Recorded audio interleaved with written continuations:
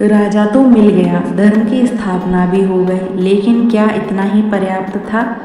प्रजा भूखी थी, भूमि बंजर थी। आज हम जानेंगे कैसे एक आदर्श राजा ने धरती को फिर से जीवन दिया। पिछले अध्याय में हमने देखा कैसे पृथु ने पृथ्वी को दंड देने का संकल्प लिया और पृथ्वी गौ के रूप में उनके सामने उपस्थित हुई। पृथ्वी ने कहा, राजन, यदि आप मुझे विधिपूर्वक दोहेंगे तो मैं आपको उनकी आवश्यकता के अनुसार दे सकती हूँ। यह केवल कृषि का वर्णन नहीं था, यह व्यवस्था और संतुलन का सिद्धांत था। पृथु ने स्वयं को गोपालक बनाया। उन्होंने एक पात्र लिया और पृथ्वी रूपी गो का दोहन किया। पहले दोहन में प्राप्त हुआ अन्न और औषधियाँ। प्रजा ने जीवन लौट आया, भूख समाप्त होने लगी, वर्षा होने लगी। अब यह दृश्य अद्भुत हो गया। ऋषियों ने पृथ्वी को दोहा, उन्हें वेद और तप का सार मिला। देवताओं ने दोहा तो उन्हें अमृत तुल्य तेज प्राप्त हुआ। असुरों ने दोहा तो उन्हें मायिक शक्तियाँ प्राप्त हुई। गंधर्वों ने धोया तो उन्होंने संगीत और कला की प्राप्ति की।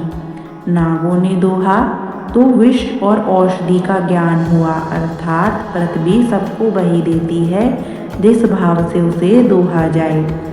पृथु ने राज्य में व्यवस्था बनाई, भूमि समतल करवाई, कृषि को प्रोत्साहन दिया, नगरों की स्थापना की, मार्गों का निर्माण किया। उनके शासन में धर्म था, संतुलन था, समृद्धि थी।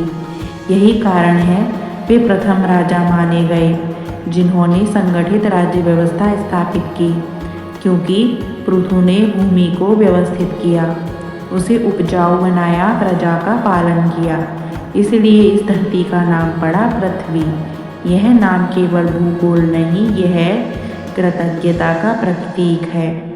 यह अध्याय हमें सिखाता है, प्रकृति दंड से नहीं, संतुलन से फलती है। शासन का उद्देश्य संग्रह नहीं, संरक्षण है।